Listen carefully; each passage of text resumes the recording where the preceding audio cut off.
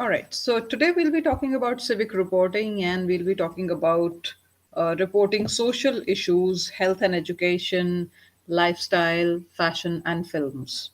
So, in fact, when we talk about civic reporting, since the past few years, I would say that a lot of reports have been coming through citizen journalism as well. So this unit also covers a bit of citizen journalism, to say, and we will look at what are the features of civic journalism, because this has expanded over the years to include public journalism, or what we call citizen reporting. And earlier this was only limited to covering issues which were related to life of a common man. So this will talk about the features and strengths and limitations of this kind of reporting, as well as looking at the ethical aspects of it. Then we also have social issues, which will talk about stuff like healthcare and housing, abuse, safety. Those are the things. So ideally, the way we report stays the same. There's nothing changing in that. It's just the issue that you're reporting, according to which this beat distribution works. And then we will also be speaking about reporting health and education. Health and education are two primarily important beats, because of late, especially after the pandemic, the coronavirus pandemic, this has become really important. And we all know how education has seen a lot of revolution by the means of use of technology. Like in India, we would have reached this stage maybe after a decade or after 5 years, where we are today, just because the challenge was to continue with education despite corona and to make things as normal as possible with whatever we were all going through. So, and the last unit on this block would be about reporting lifestyle and fashion and films. So, there is an importance, a growing importance, I'd say, on lifestyle, of fashion and films uh, as a new kind of coverage area for news. Why? Because lifestyle, fashion, films, these mean addition to the economy in any country. So there are various details for scouting for ideas. How do you scout for ideas for such stories, and how do you write them? How do you report on these segments? Um, so this would be a relatively newer concept, as in, okay, it has been there for a few years now, but the way things have been changing, especially with the coming of the OTT, the films part has definitely started singing, because they have been facing a lot of competition from the OTT platform. So things have been changing accordingly. Let us look at civic reporting then. Um, First of all, when you will browse through this unit, you would see that it talks about the new trend in journalism in the name of civic journalism. Now, civic journalism is what it is, basically an effort to reach out to the public um, by means of a reporting process, and to listen to how citizens frame their problems, or what do they feel about certain problems, and how they can find a solution of a problem. So the idea is to identify the problem and then to report it. And a developed society, usually they are also in a position to find out its solution. So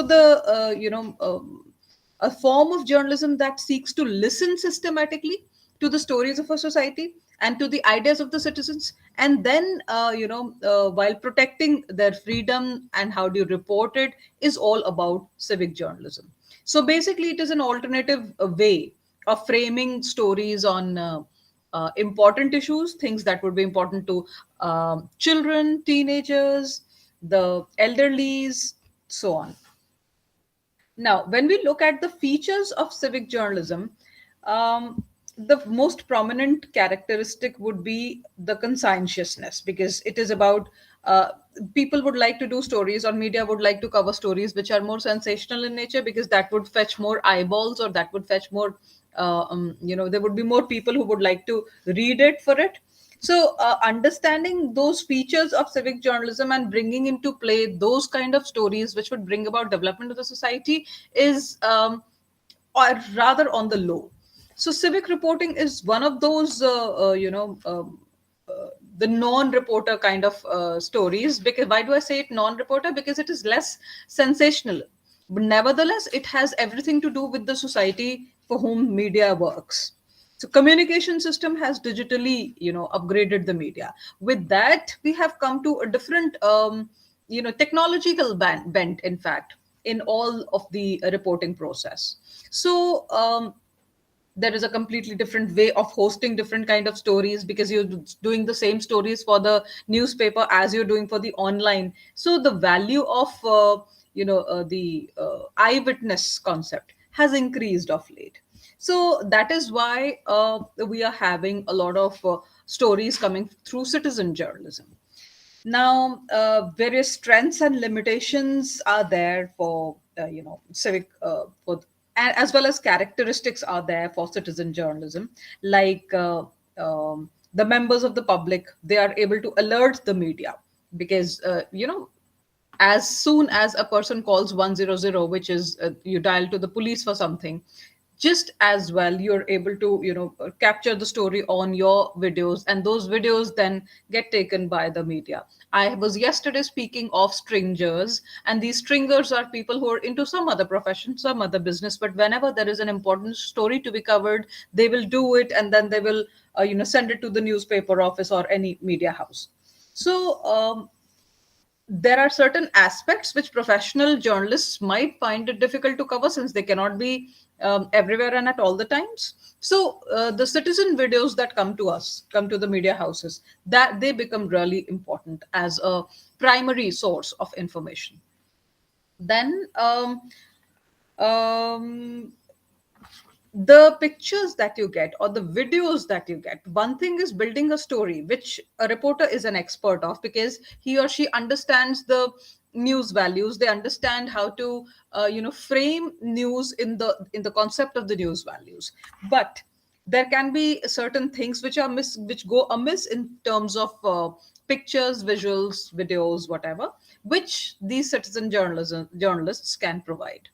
And so of course smaller newspapers rely on them more. Like in India, we have, if we talk about newspapers, we have a Times of India, Bennett and Coleman group. These are the people who are supposed to be the, of course there are a few others, but then just for an example, these are the biggie wiggies of the newspaper world. So smaller newspapers also rely on citizen journalists, because they do not have those kind of resources. Like I was speaking to you in one of my classes earlier, that we had a NAM pool when the countries became liberated after 1947 or so. So a NAM pool would be a group of countries coming together to assimilate news and to report news. So that would be one thing. Similarly, there are smaller newspapers today within the country who would like to, like the help of stringers or like the help of citizen journalists to cover the latest updates, because they're low on the staff count, or they do not have the kind of resources that bigger corporate houses have. So such kind of reporting produces evidence from the field, and it is without any bias. One can create news around it, and with that kind of a concept, this news can be pitched in. Of course, there are a few disadvantages of it, like because it is coming from a citizen journalist, it is not very professionally done, because these guys are not professionally trained, so subjectivity or bias may come in. Nevertheless, when you have the primary footage as a journalist, you can do some justice to the story with it. And then sometimes such stories can also be of poor standard. Why? Because I was just talking about how news values are what journalists keep in mind, what reporters keep in mind, but content is not what citizen journalists would look at. So they can be of poor standard. Then of course they may also not be very aware of the journalistic ethics. Like you would go through this course on media ethics. Even yesterday we were discussing, while we were talking about court stories, as to contempt of court and stuff like that has to be taken care of. Similarly, there can be certain privacy laws, there can be certain other laws which a journalist should have adequate knowledge of, but these stringers may not be aware of it. So while you are using the visuals or the videos from stringers or citizen journalists, one has to take care of these considerations as well. And of course, like I was saying, it should not result in a libel. A slander or a libel is when you cross your boundaries. Like they rightly say that your rights end where another man's rights begin. So one has to take care of where you should stop. That is something which citizen journalists may not be very good at. So but nevertheless, the kind of feeds that they give to you will always help you design your stories in a better manner and in a better fashion, and give you some ground, evidence, which otherwise your story might be missing. So this is about the advantages and disadvantages of using, citizen journalists. Then, other than that, there can be certain strengths and weaknesses of such kind of user-generated content. Because what do we do? Every citizen journalist not does not necessarily pitch in the story to the media house. What we usually do is we grab a video and then we put it on our social media. So the mass media, as we all understand, is an open public space where individuals can or they are able to communicate freely and to air their views. But social networking sites and blogs and user generated content sites are likely to have a tremendous amount of such news and stories. Now, depending upon their usability, depending upon the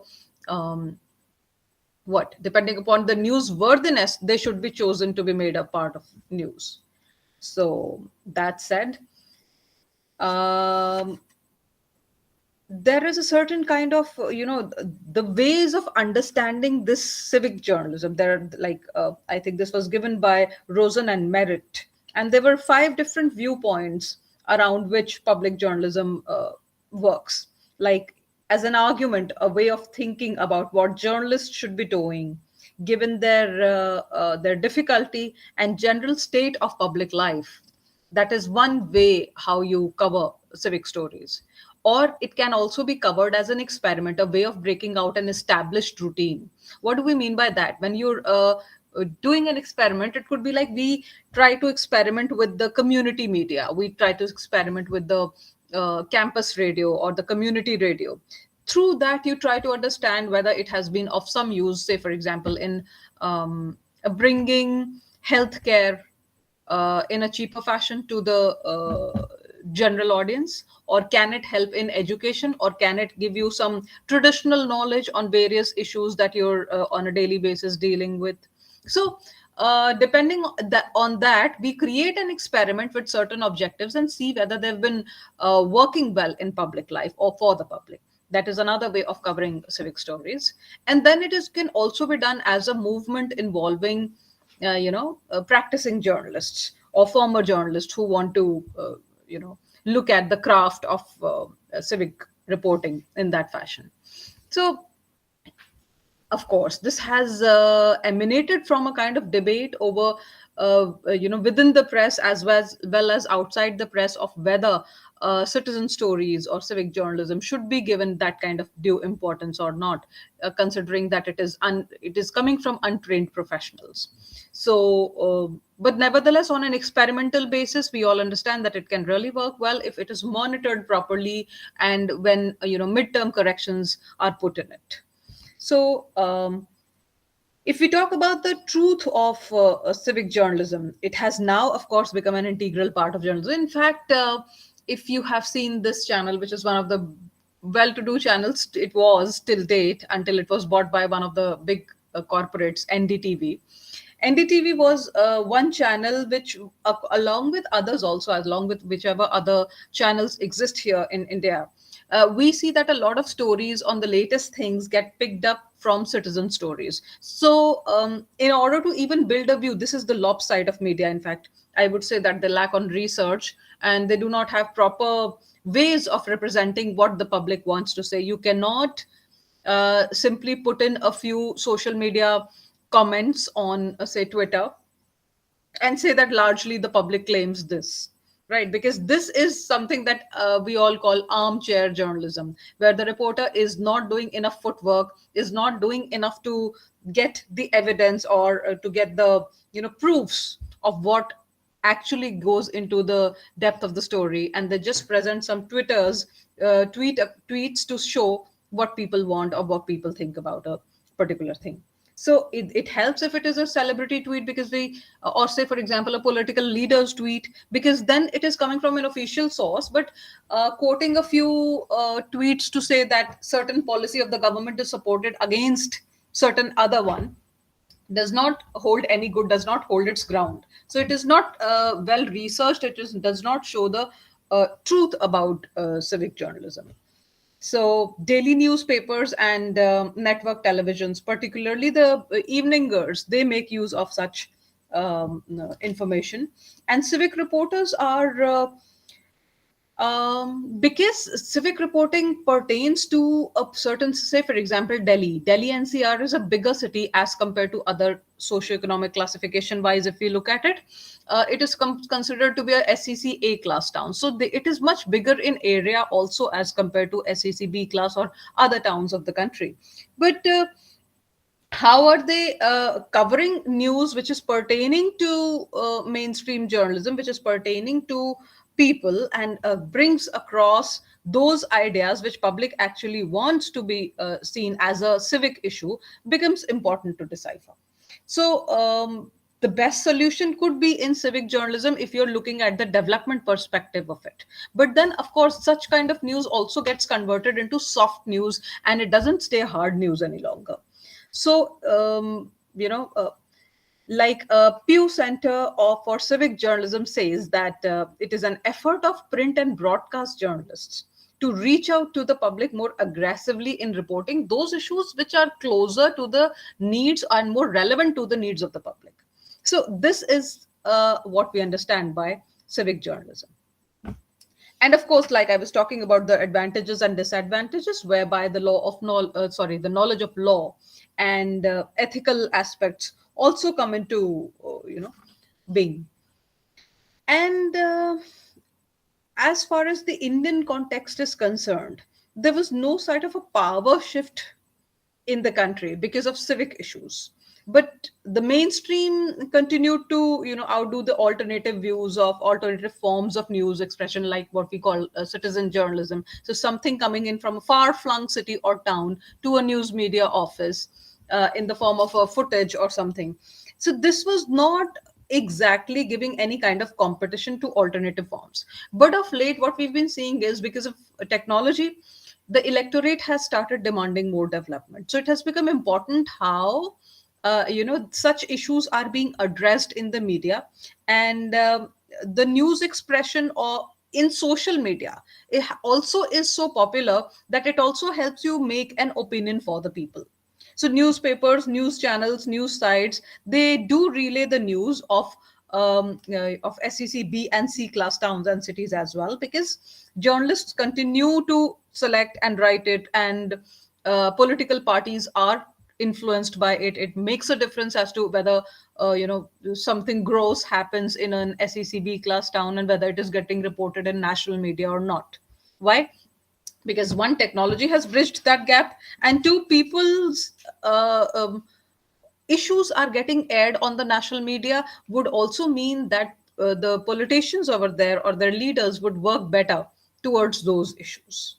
So having said that, um, yes, citizen journalism versus professional journalism.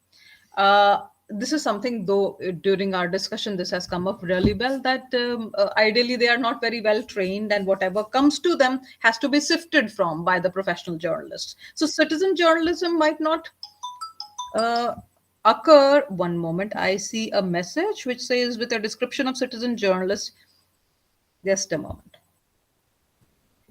With your description of citizen journalists and stringers, am I right to say that these two categories almost perform the same role, that is, share stories of different communities, aspects with media houses of their choice? Yes, absolutely. The only difference between a citizen journalist and a stringer is that a stringer has an agreement with the media house that if something is happening which is worth covering, we will cover it for you, I will cover it for you, and I will send it across to you, and I get paid on assignment basis. This is a stringer. As compared to this, when you talk about a citizen journalist, he is not exactly in an agreement, has not signed an agreement with any of the media houses. These guys would rather just create a story, post it on their social media, and from there it can get picked.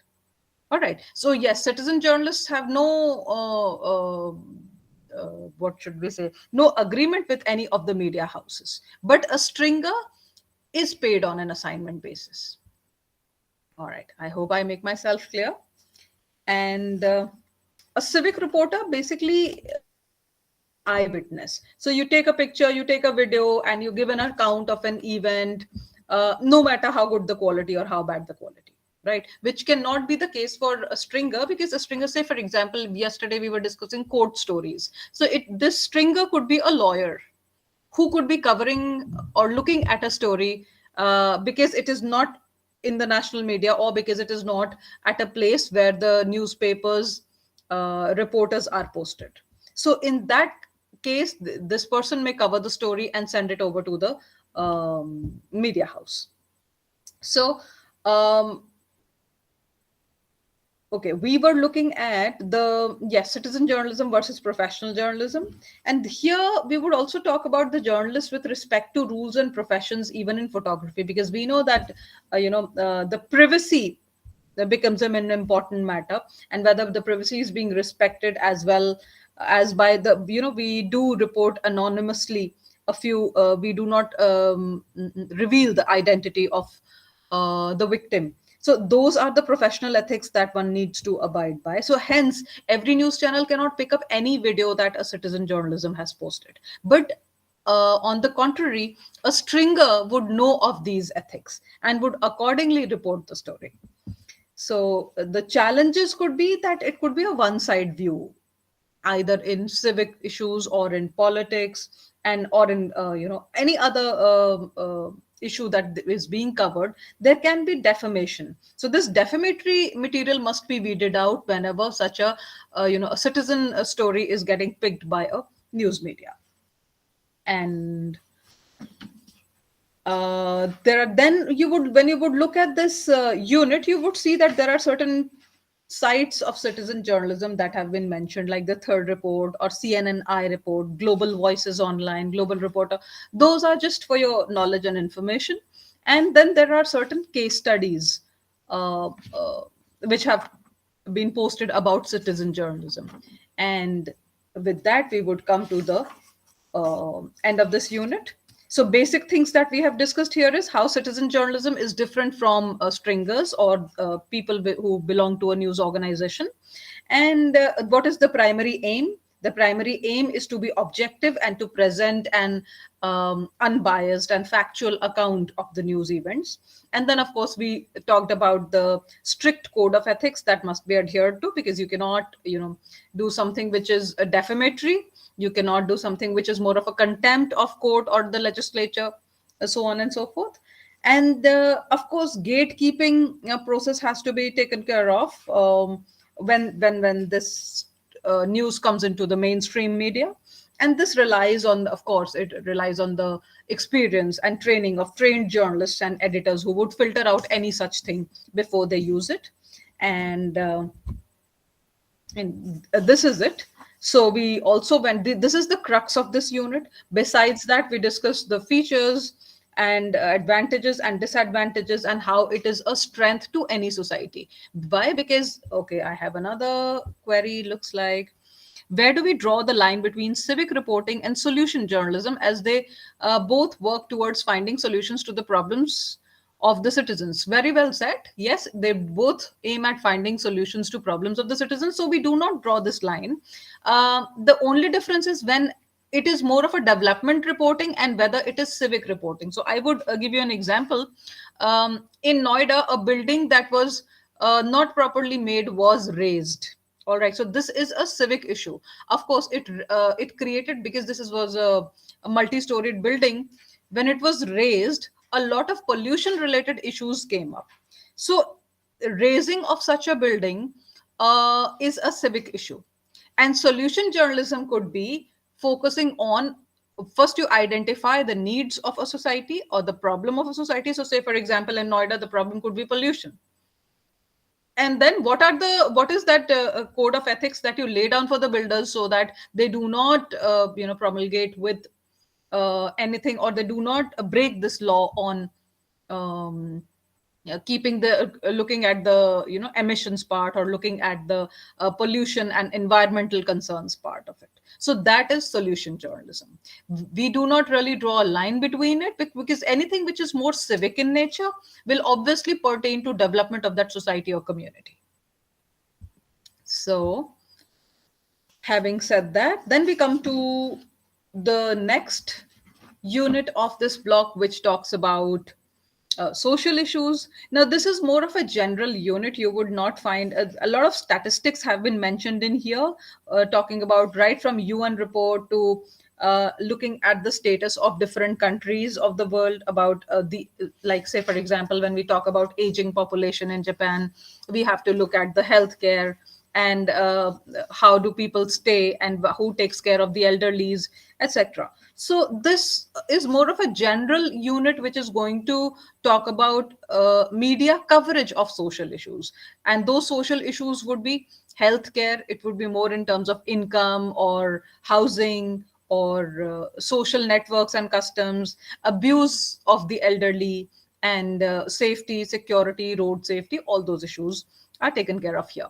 So while we are talking of reporting these social issues, we also talk of media's role in educating people. So this unit is not going to train you in terms of being a journalist so much, but it is definitely going to give you some insights as to how to cover a certain kind of story as compared to others. So why is healthcare needed? So they will begin with giving you some data on healthcare and how it becomes important for people to look at the healthcare issues that exist in a society. Like in India, if I talk about India, India is such a varied nation, such a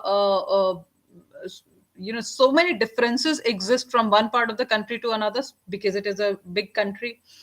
You would also have certain tribal areas which would not look at all at what should be taken care of during the pandemic. And in fact, one of my PhD scholars is making a study of how two tribes somewhere near Tamil Nadu, how they have dealt with this coronavirus pandemic. So when we talk of healthcare, when we talk of education, how things become different in different parts of the society, that is what we look at in this unit. And there are various reasons, or problems for that emanate because of which a civic issue takes the kind of shape that it does. So like, say for example, when we look at the elderly, the problems could be poverty on account of low or insufficient income, because elderly would mean definitely the retired people, people who are not in active in the workforce. So ill health on account of bad diet, or nobody to take care of, or physical disability, mental impairment, or say for example social isolation. So those are the various reasons for why elderlies would require taking care, or because every country has certain kind of aging population, why this kind of an issue should be brought to the foray of mainstream media. And then there can be economic problems as well. And why do we need to cover all these? Because one thing is that we want the society to know its reality, to understand what's going on around us. The other thing is because we want to affect the policy making of the government. So government's role in economic policy, and how it caters to the how it benefits the older people, what kind of schemes they are coming up with, and whether they are introducing new schemes to say for example during the coronavirus period, entire families went away. So who's going to take care of the elderlies who are left behind? Who's going to take care of the children who are left behind? So those are the issues that need greater pondering. And these kind of the coverage of such kind of stories bring this to light, due to which the government will be forced to take an action on this. So media has a greater role in spreading awareness when it comes to such kind of issues. And then similarly, like I just spoke about the aging population, we also talk of the healthcare. and what kind of programs are being run for the elderly or for the orphans as far as healthcare is concerned. Income and housing is another problem. And when you browse through the unit, you would see that it brings to you some international data on how much is the pension or how much is the social security that is given to the elderly or to various sections of the population in any country. And then abuse is one problem. With again, media can play an important role, and safety and security, road safety, those are some other problems. So media basically has this role of educating the public. And when you highlight social issues, there are certain identify emerging social issues, and then the changing situation and what are the areas of action. If areas of action can be identified, it becomes easy for the government also to pitch in enough and adequate policies to look at those issues, and media can dispel those stereotypes and negative images about certain social issues.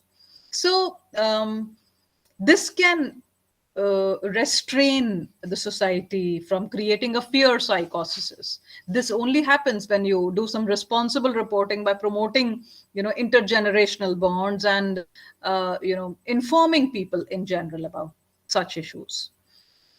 So this is what we are going to look at in this unit. The third unit, of course, would be dealing with health and education. So, health and education, again, this unit will talk about how health reporting, what are the basics of health reporting, and then what is the status of health reporting in India. It will also talk about some basic health related terms and different types of health reporting, like when you talk about a pandemic or a disease outbreak, and the way you cover a disease outbreak will be very different from covering a lifestyle disease, right? So in India, you would see that the poor would be is suffering more from tuberculosis as compared to the middle class or the upper middle class that would be suffering from sugar, diabetes, and with diabetes comes hypertension and whatever else. And then so this kind of reporting is lifestyle disease reporting is different from, say, for example, sexual assault, can be different from mental health. So these are the various kinds of health reporting that we will delve into. And then what are the challenges for health reporters? Then we will come to this unit will also speak about education and how you report on education, how do you identify the news sources, and what are the requisites of reporting education. Then how do we write a story on education, and why, how can social media be used in this, and what are the latest trends in education. And of course, at the end, we'll be talking about the challenges. There are fewer challenges in education as compared to the rest of the beats, but yes, whatever there are, we'll be discussing that. So when we cover this unit on health and education, it would it would help you to appreciate the basic aspects of significance of health and education reporting, and so you will be able to identify the challenges that are felt faced by health and education reporters, and also the opportunities. And besides that, these are two beats that are less sensational in nature until and unless there's some pandemic related news that breaks through, which makes it more sensational. So health reporting, when we look at the basics, what are the various areas that we would like to look at when we're talking about health reporting? We would look at disease outbreaks, we would look at public and community health, we would also look at business, which connects to health, and then health policy, health infrastructure. Health infrastructure is not the same in a vivid country like India. It is not the same everywhere. In metros it is different, in non-metro cities it is different, in towns and villages it is lesser still. And then of course there's corruption and ethical matters that have to be taken care of. Consumer health is one area where coverage can be done. And then drugs and diseases are another. Factors that affect health are yet another. So all of it together comprises the basic areas in which a health reporter may delve. Now then it talks about, this unit will talk about how health reporting happens in India, because like we have a huge population, over 1.2 billion people. And the level of income that one family generates is not the same everywhere. So there is widespread poverty and lack of adequate infrastructure or health related issues and problems, especially in smaller towns and cities, and especially in the government hospitals and all. So which can be very different from what we see in the metro. In a metro like Delhi, we have AIMS, which is one of the best ones. But in when you go to smaller towns and cities, they have less infrastructure, the doctors are not very frequently available, and there is less trained staff. So those are the kind of issues that the health sector faces in smaller towns and cities. So while there are countless opportunities where you can find your stories in the field of health, the standard of reporting is still very poor. Why? Because there is no sensationalism coming in here. When you talk about fashion, when you talk about films, when you talk about politics, or you talk about sensational cases in judiciary, it still brings up a lot of eyeballs. But when you talk about health, not everybody is very keen on it. So, and that isn't a very good idea for any country, for any society to prosper. At least health and education are some sectors, and social security is one sector that everybody must be very well aware of and take greater interest. But that doesn't happen all the time. So okay, let us look at what are the things one should know before starting health reporting. Like I was talking about sports journalism yesterday, and I said that you need to know the rules of the game. When we're talking about legal reporting, we said that it is always good to have adequate knowledge of the law, and you would see that a lot of reporters are they have done a degree in law before they go on to reporting. So similarly, there have to be certain basic things that you should know as a health reporter, and which you should be able to put more simply for the common man to understand in your reports, be they for the audiovisual reports or the text. So there are certain related terms that you should know. Now this there's an entire list which is given here, and whenever you use these terms, don't throw your reader to the dictionary. They say that if you throw the reader to the dictionary, the reader throws you out of the job. So make it more, you should know this as a reporter, but you should make it very simple for people to understand. So you should translate into something or explain what a certain term means. Then when we talk about reporting on disease outbreak, these are the most common form of health reporting, at least in the Indian scenario. So because in such kind of what did we see in during the pandemic, there was a general atmosphere of anxiety, there was more panic. So the reporter has to take care not to have any element of sensationalism or drama in the report, because as far as health goes, then action gets taken based on what media is reporting about health. So disease outbreaks, especially during the initial period, they make important news because there is general sense of eagerness amongst the public. They want to know more, they want to know how it has happened, what should we take care of, and everything. So the idea is to get maximum information. In case the disease is new or lesser known, the research aspect also comes into play. Like the way corona was spreading and the way we saw various forms of it, various phases of it over the years. So any kind of new issue that you come up with, or any kind of news that is related to disease outbreaks, they must first be reported in a very responsible manner, so such that the facts are provided and not incorrect information does not go out in the media. um, Having said that, the scientific and social perspective has also to be built in your report as a health reporter. Why? Because it has to make it more relevant to the broadcaster also, as well as the public.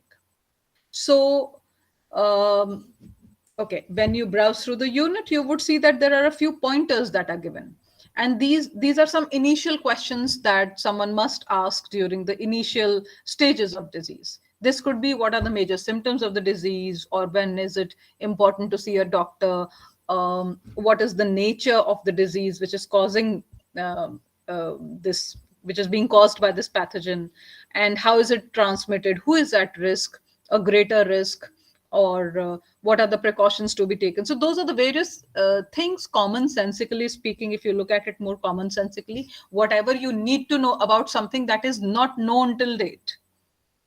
all that information, pertinent information, without being made sensational, in the truest nature, should be put in the report.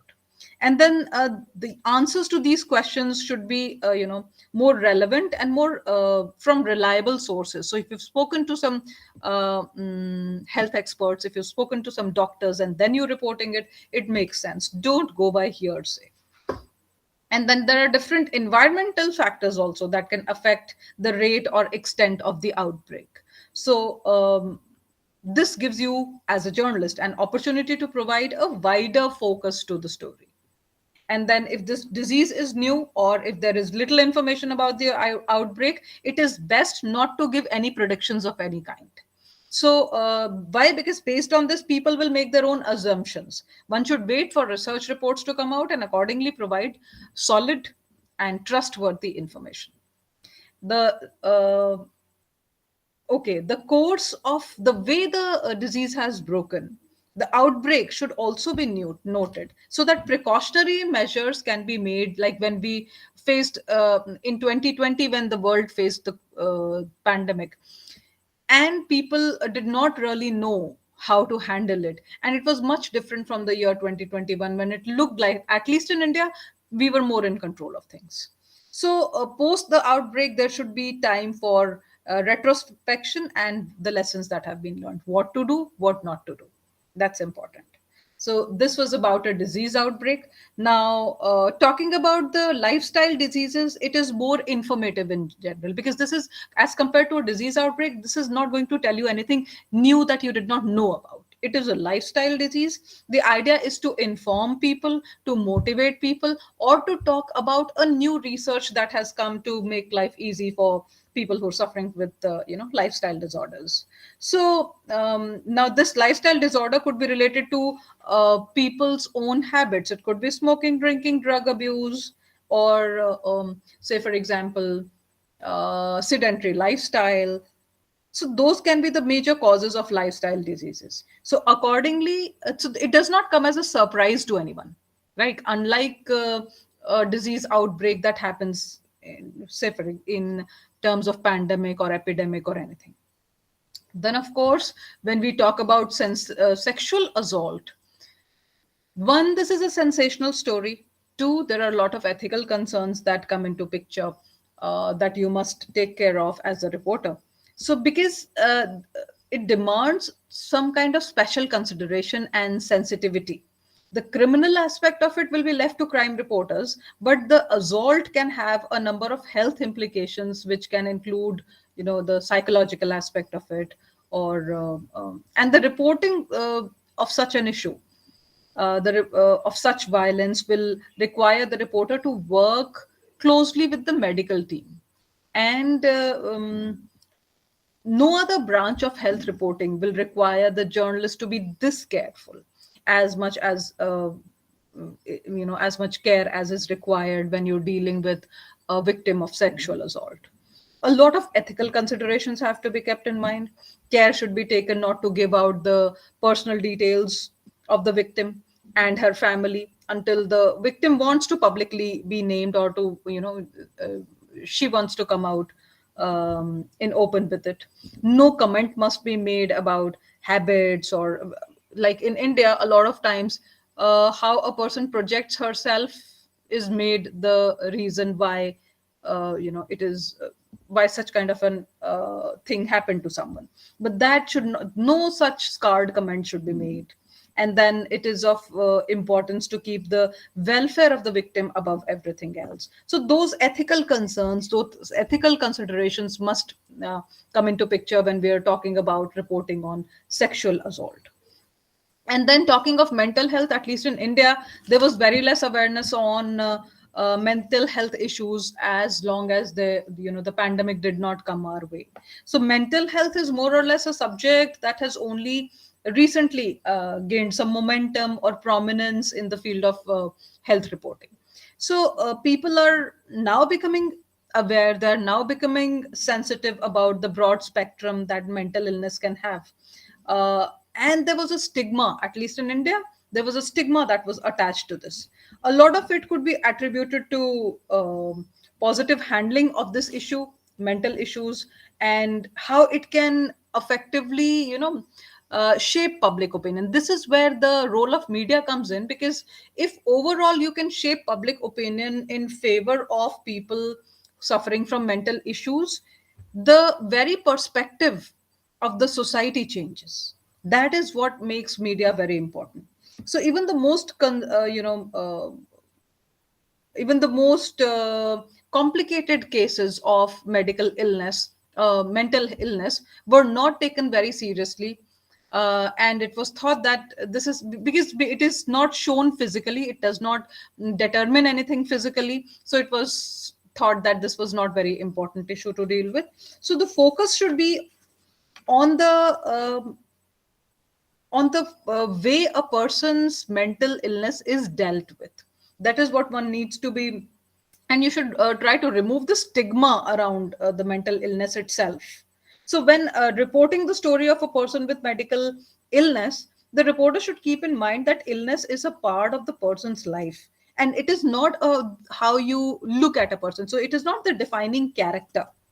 Okay, so certain kind of medical terms are also just like for any other kind of health reporting. You need to know certain kind of terms which are related to mental health. It could be addiction, it could be autism, it could be depression. Like, it is very frequent for people to say that they're depressed, but they don't really understand what gets into depression. So, or whether it is substance abuse, or whether it is various kind of syndromes that emanate as a part of public illness, sorry, as a part of public's mental illness. So those terms the journalist should know and accordingly decipher it in a simpler manner in their report.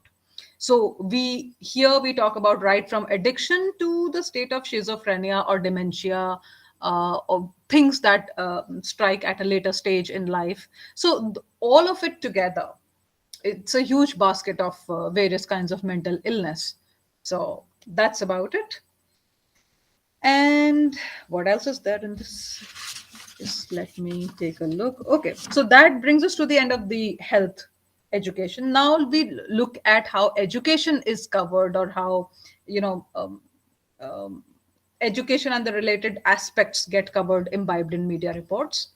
Um, Let me take an example. After technology has come post pandemic, we have been largely experimenting with how effective technology can be while teaching school students, for college and university education, for adult learning, and also for training purposes. So, can AI replace human beings?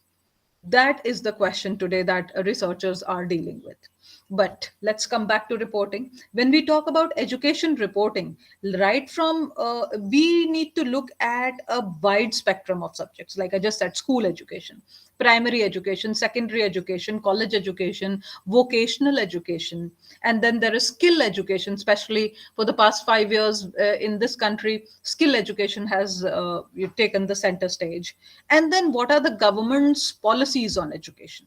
What are those special training programs that are done to bring greater employment? All of these would fall under the wide umbrella of education.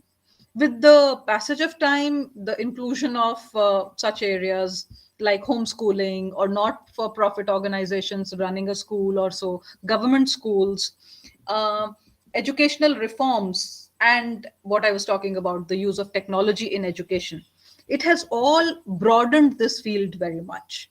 Now, education has social and economic aspects also, and political implications also.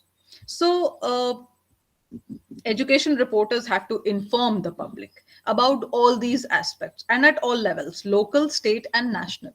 So, like, say, for example, in Delhi, the education minister came up with these model schools, and government schools in Delhi were not doing great at all. I mean, in the entire India, we would find that public schools don't do as well as private ones. And Delhi was no exception to it. So when this new education minister came, he started working on the model of education also, and on the infrastructure, the quality, everything, though they had the best qualified teachers. in all government schools, but yet the quality of education wasn't great. So he started working on that, and in the 5 years span that he had, the kind of work he did, we had not only nominees and representatives coming from different states of the country visiting Delhi to look at the education model here. We also had people coming from different countries, and they wanted to look at the Delhi model of government schooling. So all of it together brought a new kind of revolution. As a result, people now expect that the government must work on education more than anything else. So education has become more center stage.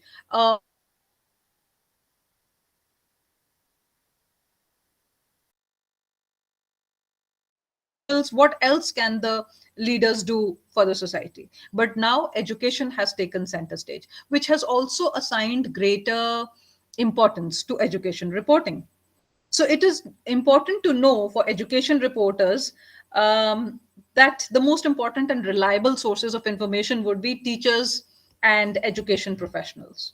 Of course, we have news releases, like I was talking about this new model of education in Delhi. So you would have releases and conferences on education. And of course, there are the PROs, the public relation professionals, who would who should be tabbed for the latest and for trustworthy news for any reporter. For public aspects, as far as the policy matters are concerned and political matters are concerned, usually the government agency or the, on the state or central level agencies are contacted. But for social aspects, even NGOs and institutions that are particularly working in the sector, so say for example we're talking of the education sector, may have newsworthy information and news to give. So, and yes, we cannot negate the social media to get new ideas and to feel the pulse of what people are looking at. Like a lot of people have become more open to online education. So you also have Coursera, you also have edX, you also have various other agencies that are giving you courses depending on what kind of course one person is looking for. So, and then it is also important to get in touch with the parents. Like when we talk about the Delhi education model, the final beneficiaries are the students and their families. So as a part of the credible reportage, it is important to get in touch with these students and parents to get feedbacks, to get opinions or suggestions. And academic researchers and of course think tanks that operate in the country are very valuable, able to provide very valuable insight into education and the related issues. So having said that, um, let me look at if there is some topic that I have not discussed. All right. There are some trends in education that I did not discuss so far. Okay. These trends could help you, like as an education reporter, what do you think? How are you going to get hold of your stories? Where are you going to dig your stories out from? So there are certain, if you can recognize the trends of education, you can figure out which are the things to tap on, or which are the ways you can build in a new story or fill in the gap. So it could be looking at the performance gap. So education is not so much skill oriented, or there is a gap in skills and the academic degrees that people get. So one can look at that performance gap.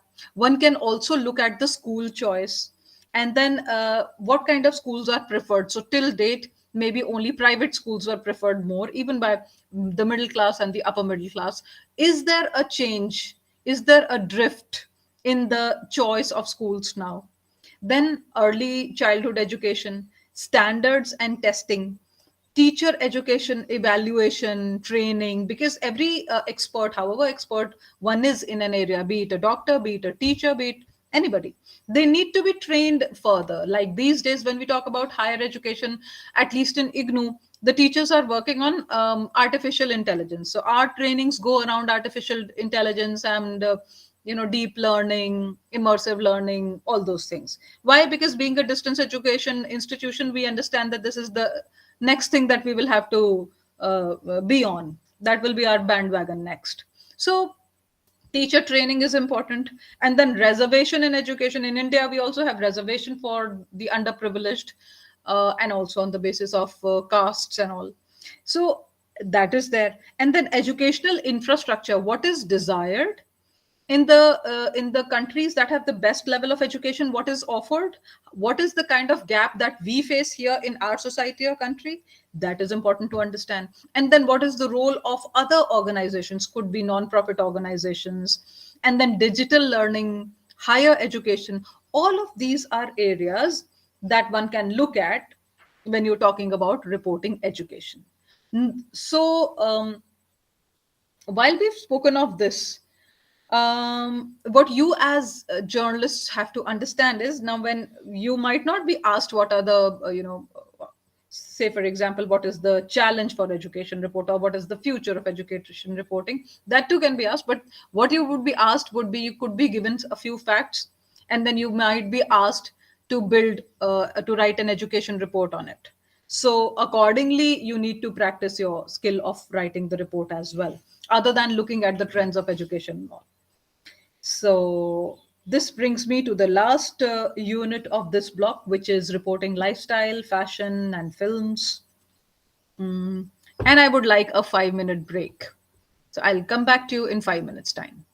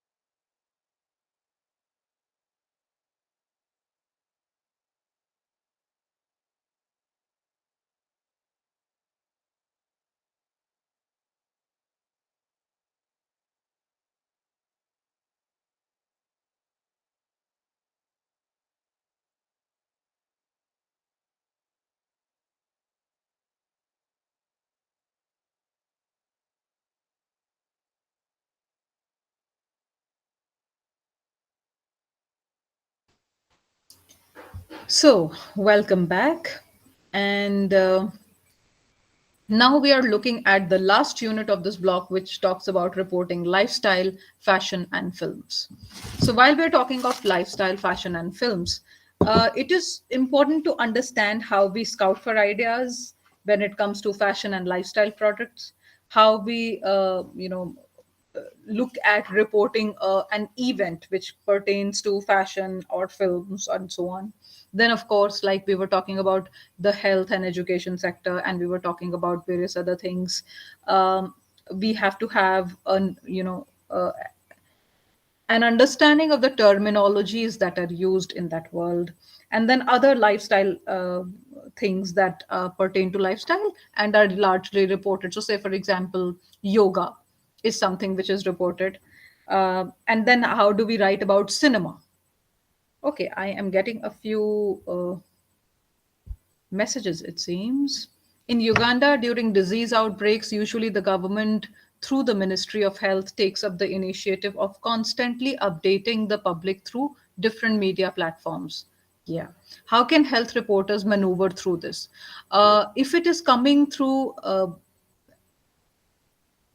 if it is coming through any particular credible source of information, you can very well take it as verbatim, or you can attribute what you're writing in your news story to where you have taken it from. So the source, the stronger the source, the stronger is your news report.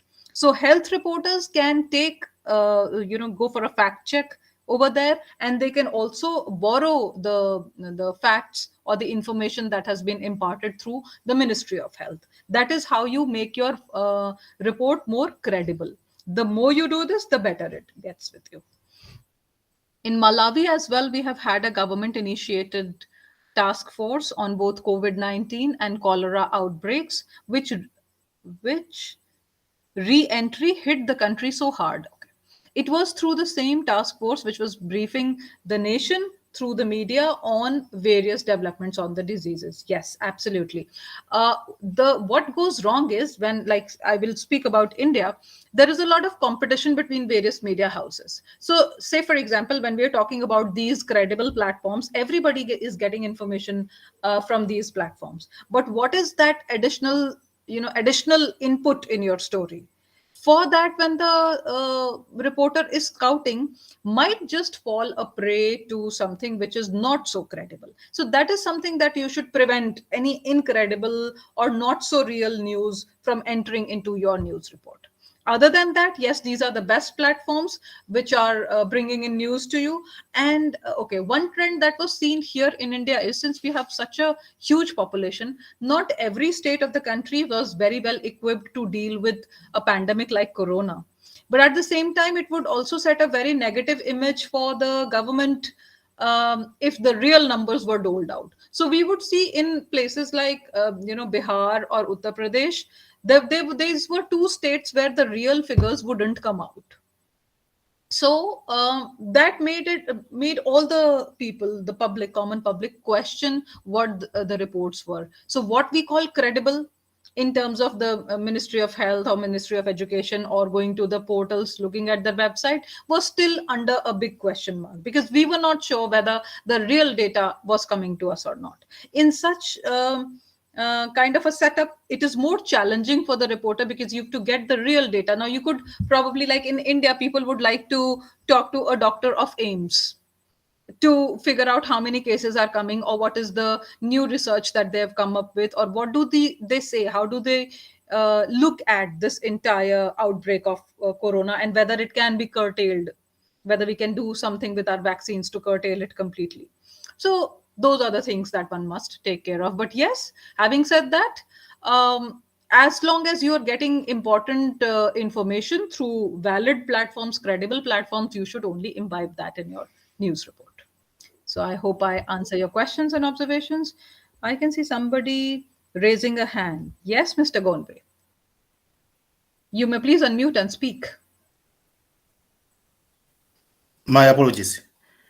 Not I a would worry. like Please to continue. I would like to agree with you on what you've been saying. To say maybe sometimes government would be doing such to in order to maybe control the flow of information and whatnot. I'll give you a scenario right here in Malawi. Uh, because of our, the dynamics of our society, Yeah. a huge population of our society is illiterate. That's a fact, Yeah. and it is deliberately done like that. That the information, more especially to do with the health, is mostly controlled, because if any other person would just rise up one day, or even us as media people, as reporters, would just rise up one day and start making or writing stories on the issues of health, we may end up scaring out people out there.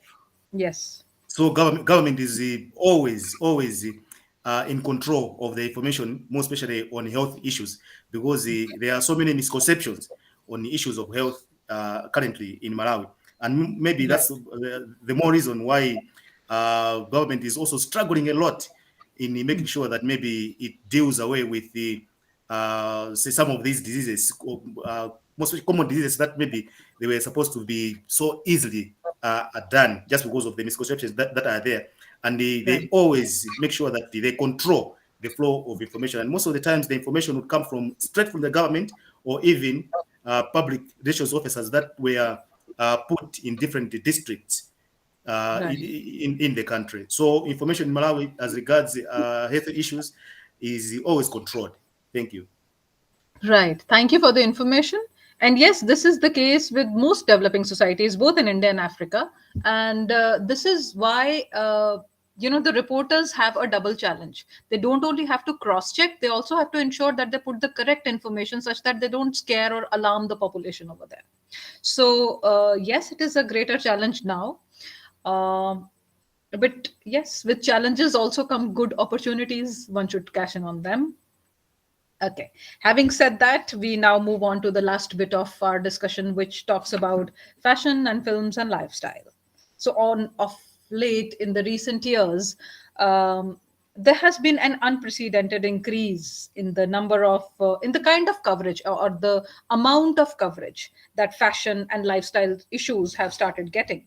Now, these reports are mainly about various events that are taking place. So it could be fashion shows, it could be exhibitions, it could be opening of a film, and press conferences connected to it, and interviews with fashion designers or celebrities, etc.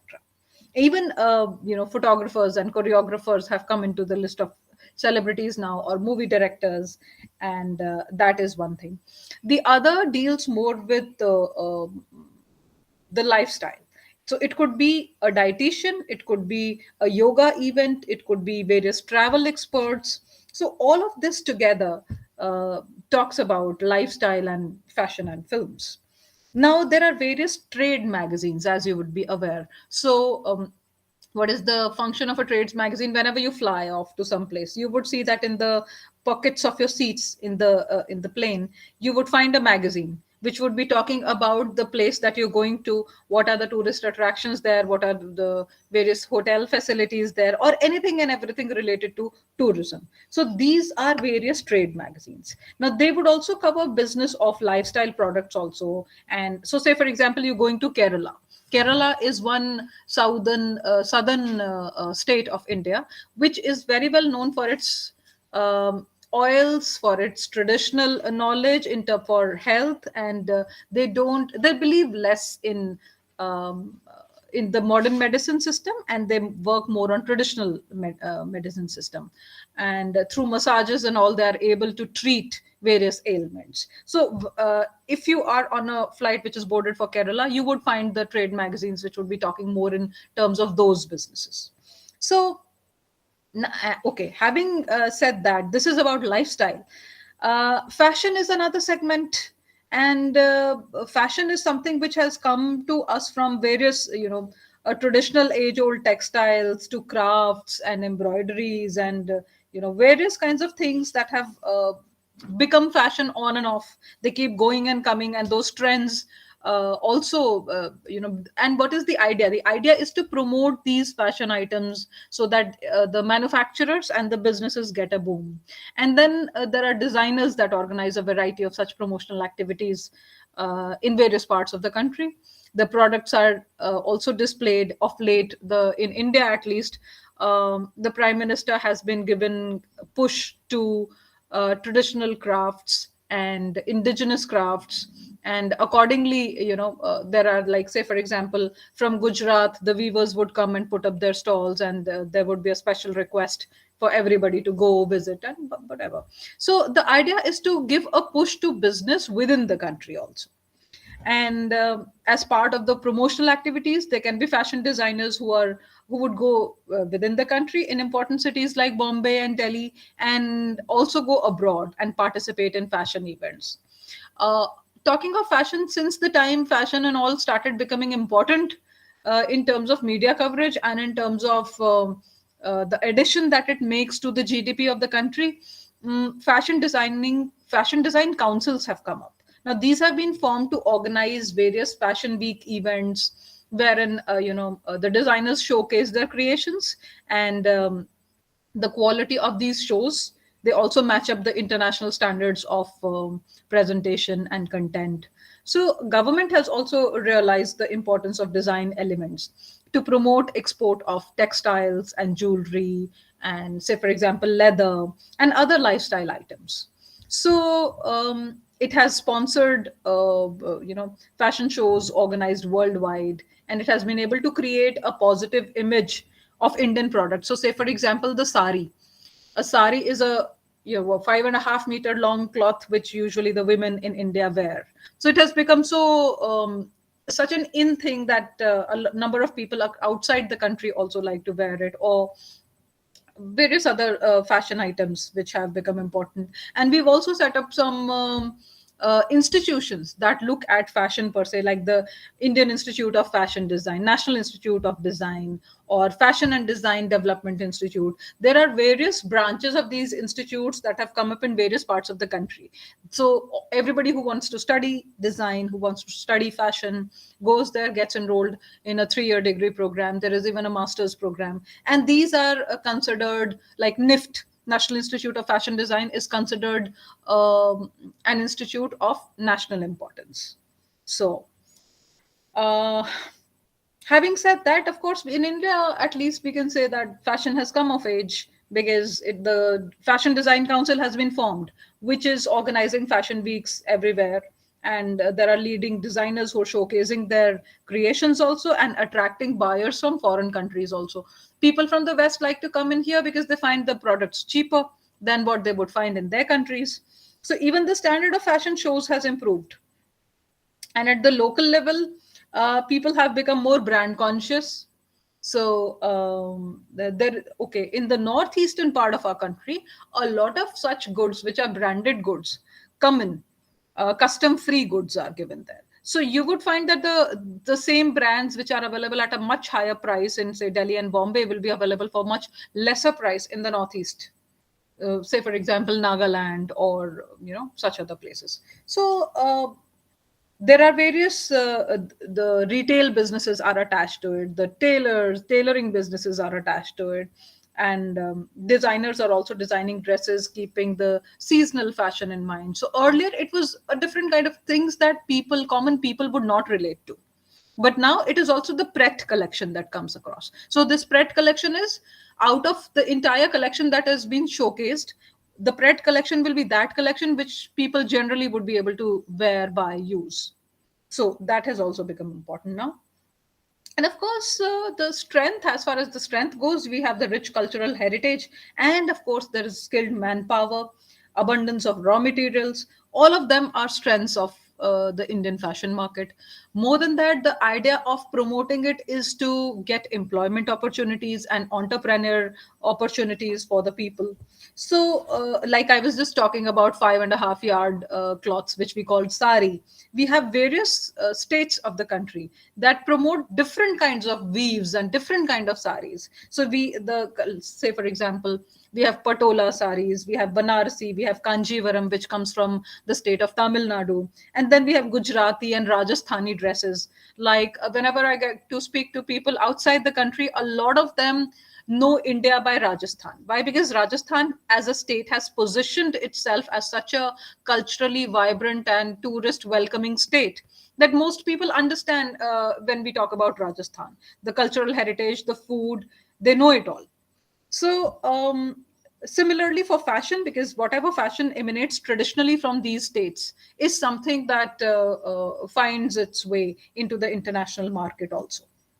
So, and yes, as far as the raw material and all goes, we are the highest producers of cotton. I do not know if we are the world number one, but we are one of the highest producers of cotton and jute and silk. The best silk is supposed to be the Chinese silk. After them, we are the second most important producer of silk. So, like Africa is known for its diamonds and gold. So, similarly, various things in various places are important, and how do you give a push to it will also help propel the business and employment opportunities of a country forward. Having said that, we now discuss fashion journalism. What do I discuss in fashion exactly? Okay, I think I should talk more in terms of scouting for ideas instead of what fashion stands for and all. So, now there is a, because I was just talking about the lifestyle products and business and how the two are interconnected and how it is finding a push. These items, fashion related items, are also exported to other countries. And like I know of a number of businesses that had shut down during the pandemic times. These were the people who were, if you know of the state of Kashmir, Kashmir has been the reason of the battle between us and Pakistan, because they think it is theirs and we think it is ours. So, Kashmiri wool is really good. It is good in terms of quality. So there were a number of traders here in Delhi who used to export these and export it to the West. And they used to use this, say, for example, the shawls. They used to use to make their own kind of kimonos or whatever other stuff that they want to wear, they make accordingly. So a lot of such businesses had to shut down because they were not online and they were offline. They were into the export of such things. And we know that when Corona came, all exports, imports were shut down. Nothing from other countries was allowed inside our country. And our stuff would also, was not welcome outside because it would take the virus with it. So now, such items could include textile, also jewelry, garment, leather products, and even gems and stones, fashion accessories. Uh, and these are the raw materials. Other than that, whatever comes out of it, the bags and footwear and belts and watches, all of those are fashion products which get exported. And we have a great role of the fashion designers here because like the fashion hub, we all know it's France. Through a fashion designers, the primary skills of designing a product and selling it abroad also helps one get to know the designs, and people outside notice those designs, and it brings in the what should I say, it basically through a form, a fashion designer's primary responsibility to relate those innovative developments that they've done in within the country to take it outside, be it in terms of draping or styling or all other aspects that we work on fashion. So, having said that, so those are the various innovative places also to scout for ideas. So when you're talking to a designer, when you're talking to a manufacturer, when you're talking to a retailer, a lot of things that you would otherwise not get to know would be clearer as a fashion reporter. And then fashion photography has also come up in a big way. It is not just about opening up a studio anymore. It is photographing and taking clicks of various stresses on the garment. Or the job of a fashion photographer also involves creating a total ambience for the garment. Product photography is welcome in advertising also, and fashion photography is also there, which is together. Of late it has come up with a new trend of wedding photography or important event photography. So any photographer today, if he has the right skills, she has the right skills, can become an entrepreneur You don't even need an office. Probably all you need is a website, and if you are good with your camera clicks, you can actually end up making a lot of money in this market. So okay, having said that, how do we report for a fashion show is quite similar as you report to for various other beats, so I would not touch upon it more. And of course there are some terminologies that you should know about as a fashion photographer, like what exactly you understand by fashion, or what is a silhouette, or what is a hallmark. We all know there are hallmarks of products. So what is knitted and what is woven, uh, what is those natural fiber and what is the man-made fiber. You need to understand those things to be able to imbibe them in your reports. And besides that, there are other lifestyle items that get usually reported on, like yoga is after this government has come in for the past 8 to 10 years, yoga has been on top. And then travels, how a place projects itself, how a country projects itself as a travel destination. Food, fitness, and even books, all of it is a part of lifestyle reporting. And then we talk of cinema. Now cinema is our own forte, as in it is the forte of mass communication. So how do you write on cinema? It is, what is cinema? It is motion picture, and a motion picture which is looking in the visual medium in a very colorful manner, moving pictures. So this is enhanced by the kind of sounds that are in it, or the voice or music, narrative of the story, all those things. So entertainment, of course, that is the main purpose, business and entertainment, why a film is made. And of course, it also has some social message or socio-economic message to give to people. So when you are looking at cinema, the basic elements you should understand what goes into making a good film. It is the literary design, the storyboarding and all. It is the visual design, the cinematography, the editing, and of course the sound design. Now literary design consists of story ideas and the script um, on which the success of a story, success of the movie primarily depends. Then we talk about visual design. It includes lighting, set design, and costumes, makeup, props, etc. So cinematography would deal with the choices that are made, for the camera. And besides this, there can be various kinds of various editors, because editing is important. If you are what kind of shot you are placing after which shot, what is the kind of sequel pattern that you're looking at. Editors decide on the order and duration of the shots, what kind of shot should be played for a greater period of time, the visual transitions from scene to scene, and visual effects. And then sound design is also important these days. Sound design, we know that films have come up to 7D now. At least in India, we know that 7D movies exist. So sound design deals with the sound component in the movie. And when all of these components intertwine, the synchronization that comes, the byproduct that comes, that is how a film is taking shape, and that is what completes cinema. Now, there have been various what writers who write reviews to give various kinds of ratings to it, and the writers should also, okay, what if, when you're covering cinema, what are you actually doing? You trying to, one way of covering cinema could be a new movie has been released. You try and interview the directors. You okay, we have various shows on TV which invite the performers or the actors there, and writers, composers, producers. And then okay, this, when we talk about producers and distributors and all, we are looking at the business aspect of cinema. So all these people, along with the technicians is a huge army of technicians that's working on editing, that's working on cinematography, and while the shooting is being done. So these are all people who are generating employment from filmmaking. So an interview, of course, when we're talking about covering a story by means of interview, you don't go around interviewing technicians, but you do go around interviewing the directors, looking at the subtext of the film, looking at how is this project different from the rest, or what should the audience be expecting, etc. So various aspects of cinema are highlighted through that. Then that is one thing. The second could be writing a review. When you're writing a review, the idea is to give it a certain kind of rating, a film X. what kind of rating would you give it as a film critique, as somebody who can appreciate cinema?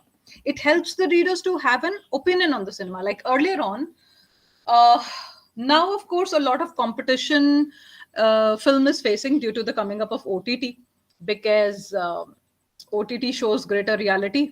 OTT also shows more explicit content. OTT also allows you the privacy of your home, and it is less expensive than going for a film. So, ideally, it is giving a tough competition to cinema. Having said that, uh, earlier on, when there were more cinema and less OTT or no OTT, people used to look at the ratings of the film. Why? Because those ratings would let you know whether you should go spending your money on this film or not. So the decision to watch or not to watch would largely depend on the review. While writing, it was important to share the viewpoints on the cinema very clearly and to sum it up with the points. And in fact, a film reviewer, the repute of the film reviewer would build according to how well, how placidly he has rated a cinema. So if I say that this film is a 3-star film, if the audiences largely corroborate to that finding, because they could go and they see that yes, it has been not more than a 3-star, next time onwards they would trust my writing or my review more. So many awards have also been instituted by media houses uh, in the world of cinema. We know about it, on it's international as well as national. So basically, writing on a cinema should be more accurate, and at the same time, it should be entertaining, so that the readers, after they've read it, they should be hooked to watch it or ignore it. They should be able to make a decision.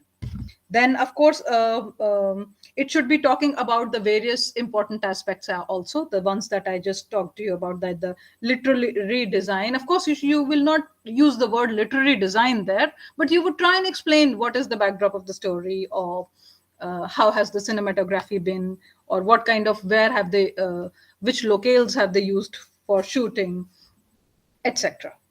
A movie is, of course, promoted through screening at reputed theaters, wherein actors and actresses also make their appearances. They also visit media houses, like I was talking of the TV shows that invite the performers to talk on their work and their role to improve the movie, and some behind the scenes stuff gets talked about. The idea is to generate a vibe for the movie, to promote the movie such that people will be excited to go watch it. So, with that, we come to the end of this unit as well. And we finish off with reporting techniques here. I hope you've got enough food for thought. You understood what this art of reporting is and how different beats should be treated differently to cover for various media. When you're looking at covering it for a newspaper, it will be different. When you're looking at covering it for the online media or the television, it will be different. So that brings me to the end of reporting techniques. If you have any more observations, or if you would like to comment on the situation in your country, you are please free to do that. If you have some questions, please ask.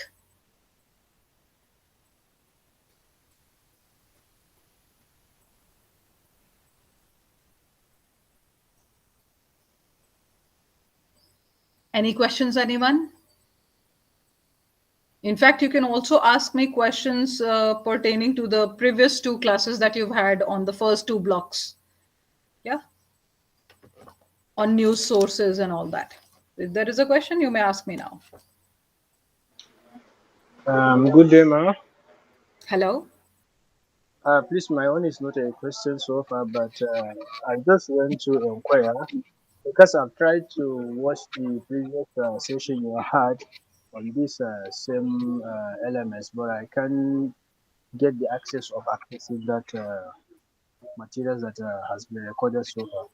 Are you So, talking about yesterday's class? yes, even the previous one, the other tutors have done. Okay, because yesterday's class was recorded. I have not yet sent the recording to Bangalore. Bangalore RC is the one that would look at uploading of it and everything. I will send yesterday's class recording along with today's to this concerned body, and I will also raise your concern that you have not been able to find the previously recorded classes. So, in case they have not uploaded it yet, they would do it. Okay, thank you, ma'am. Right. Thank you. Any other question or observation? Anyone? Please unmute yourself. Yes, ma'am. We have been raising some issues. I'm saying this because of the previous speaker, Abdul, I think. There Yeah. have been some issues that we've been raising as pertaining to how we are going to tackle our assignments and so many other things. So up until now, we are not getting the response. I don't know if my colleagues have gotten the responses yet, but as for me, I've not gotten the response. So I don't know how best we can go about this. All right. I would raise that concern because I do not know if no none of the mails have come to me. So I do not know. I'll ask the concerned coordinators to put in the exact email IDs where so that your queries can go to the necessary people and they will be answered. I will talk about Okay. that to the director of the school also and as well as the coordinator RC Bangalore. Okay. All right. Thanks. Yeah. Thank you. Yes, Astha. Please go ahead. Hi everyone. Hi ma'am. Yeah, my issue is also the topic of the assignment. How do we go about concerning your subjects that you're teaching? I mean, do you have a specific way that you expect us to write to deliver referencing? How do you yeah? Can I you guide think us? yes, yes. I think when I was taking my first class, at the end of it, I explained how what kind of assignment is you're expected to write in all courses. I spoke for everyone that time, and I will do that again. The assignments have been posted on the LMS, and those assignments are course wise. So like previously in my previous classes I was talking about introduction to journalism and mass communication, where we were talking about media theories, media whatever the way media has development of radio, television, so on and so forth. So there were some good 4 blocks over there. Based on that entire course curriculum, whatever has been transacted to you, we have developed an assignment. That assignment looks like a question paper where 5 questions have been given. Those 5 questions are more in terms of how you whatever you have gained from what you've learned. Based on that, it is the application of it in your assignments. Okay, each of it will be marked for 20 marks, and those assignments have to be, since they're uploaded, you have to write them down and you have to scan and upload them. And in IGNOU, we prefer handwritten assignments. Here, I think I do not know how it is happening here. We prefer handwritten because a lot of people just download content and they copy and they don't even know what they've written in their assignment. So we at least ensure that if they're handwritten, people would at least, even if they're copying from somewhere, they will put their heads to what they're writing. So that's the basic idea why we used to call for handwritten assignments. And after those assignments, you appear for your end term examination. So this is how it goes on for this course. Am I clear, Astha? Is there Yes. something else that I can answer? Yeah, but when you talk about talking in our context, just like I saw the questions that you mentioned, Yeah, uh, so that I'm from Mauritius, I talk about something political or whatever. I have to put sources, right? You expect yeah. me to do that? Yeah, Sources not, see, if I have asked you to write a report, say for example, I just yeah, talked about civic reporting today, and I yeah, ask you to write a report on any development issue in your area, then you yeah. all have you to do is build a story. And in that Uh-huh. story, the facts will come themselves. Everywhere, everything is not research based. So everywhere you Yeah, don't need to cite sources. If only the, say for example, like in my earlier classes, I had asked you about the media policy of your country. yeah, And if you're discussing that media policy, there you require some referencing. Everywhere yeah. you do not require referencing. If I've asked you to develop a report, what kind of referencing will you do? It's not needed. No, no. In that context, no. But when if you mention, I don't know, in general, like theories or whatever, if it Yeah. comes in hand, so you need to put that because and then when it comes to writing, you just said we need to put it. Is it compulsory to put it handwritten or is it an option? I think this is something that I will also clarify. This is what I do for people here in India. so that they don't just mindlessly copy. I do not know how it is for all of you. So I'll get more clarity on this and then I'll get back to you. Okay, okay. Thank you. We'll wait for that then. Thank you. Right. Okay. Any other question? All right. So, with that, we end our class for today. And I hope you found these sessions fruitful. You've got a hang of how to go about reporting for various beats. And that is it for the day. Thank you all very much. I will discuss your concerns. One, your how do you go about writing the assignments, whether it has to be handwritten or it can be printed, because you, anyways, have to upload it on the LMS. And two, the fact that you have been writing some mails which are not getting answered. Both these things I will talk to the concerned people about. And of course, the recording part, the recording of the previous classes. Thank you all very much for joining me today. It was a pleasure interacting with you, though there weren't many questions coming up. I'm very used to having interactive classes, but it was better than previous times because I could see at least people talking about their country specific scenarios on education, on health, and discussing too. So that was nice. Thank you. We will meet again. Keep going. Bye bye. Take Bye. care. Bye.